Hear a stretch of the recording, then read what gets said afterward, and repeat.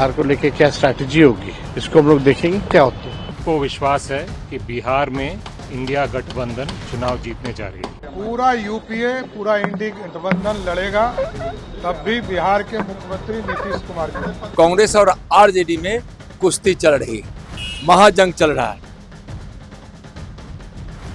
बिहार चुनाव में अब 6 महीने का वक्त रह गया है और दोनों ही गठबंधन अपनी अपनी रणनीति बनाने में व्यस्त हैं। महागठबंधन की बैठक पहले दिल्ली में हुई और उसके बाद पटना में, लेकिन इसके दो प्रमुख दल एक दूसरे के साथ सौदा करने में लगी हैं। दोनों एक दूसरे के साथ गठबंधन भी करना चाहते हैं, लेकिन मोल भाव को लेकर कांग्रेस आरजेडी के बीच तलवारें खिंची हैं। कांग्रेस ज्यादा सीट पर चुनाव लड़ना चाहती है, इसलिए उसने आरजेडी को घेरने के लिए कई रणनीति पर काम किया। कांग्रेस सीधे तौर पर तेजस्वी को सीएम फेस बनाने के लिए फिलहाल राजी नहीं दिख रही, इसलिए पटना में हुई मीटिंग के बाद तेजस्वी यादव को कोऑर्डिनेशन कमेटी का अध्यक्ष तो बनाया गया, लेकिन सीएम फेस घोषित नहीं किया गया। जब इस पर सवाल किया गया तो कांग्रेस सीधे जवाब देने के बजाय गोलमोल कर गई कि इंडिया गठबंधन के लीडरशिप में कोई कंफ्यूजन है या नहीं। दोबारा कह रहा हूं, यूनिटी और क्लैरिटी है। एनडीए गठबंधन में कंफ्यूजन है।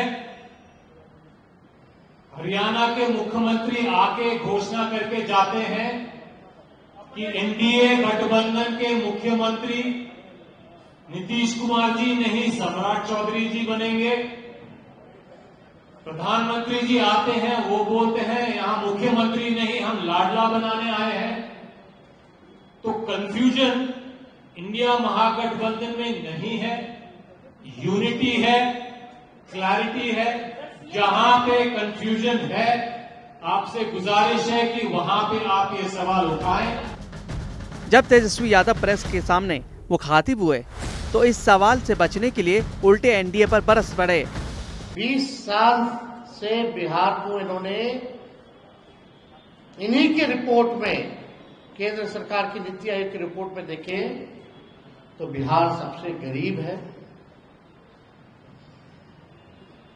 2 करोड़ से भी ज्यादा पलायन, जो लेबर वाला जो मिनिस्ट्री है उसमें रजिस्टर्ड है लेबर, केवल रजिस्टर्ड, नॉन रजिस्टर्ड की अगर बात करें तो लगभग 4 से 5 करोड़ लोग बिहार से पलायन करते हैं। यानी पलायन में देश भर में नंबर 1 बिहार, गरीबी में बिहार जो है नंबर 1 है, बेरोजगारी में बिहार नंबर 1 है, अपराध में, बढ़ता अपराध में बिहार नंबर 1 है। दरअसल पिछले कुछ महीनों से कांग्रेस और आरजेडी के संबंधों में खटास आते दिखी। कांग्रेस बिहार के कन्हैया कुमार को प्रमोट करना चाहती है। लालू यादव और तेजस्वी यादव को कन्हैया फूटे आंख नहीं सुहाते। ऐसे में कांग्रेस ने दबाव बढ़ाने के लिए कन्हैया को आगे करती दिख रही है। यहाँ तक कि कन्हैया कुमार ने बिहार में जो यात्रा निकाली उसमें भाग लेने राहुल गांधी भी पहुंचे। कांग्रेस के नेताओं के अलग अलग बयानों से यह साफ हो गया है कि वो आरजेडी को चुनौती दे रहे हैं और अगर उसे चुनाव में ज्यादा सीट नहीं दी गई तो अकेले भी चुनाव लड़ने को तैयार है। 2020 में आरजेडी ने कांग्रेस को 70 सीट दी थी, लेकिन जब चुनाव नतीजे आने के बाद आरजेडी को ये लगा कि अगर वो इतने सीट उसे ना देती तो तेजस्वी 2020 में ही सीएम बन गए होते। ऐसे में ये माने जाने लगा है कि इस बार आरजेडी कांग्रेस को पिछली बार से कम सीट देगी। कांग्रेस ने इसे भांप लिया और दबाव की राजनीति करने लगी। अब पर्दे के पीछे इन्हीं बातों को लेकर मोल भाव भी हो रहे हैं। आरजेडी चाहती है कि कांग्रेस कन्हैया कुमार को आगे न बढ़ाए और कांग्रेस ज्यादा सीट पर चुनाव लड़ना चाहती है।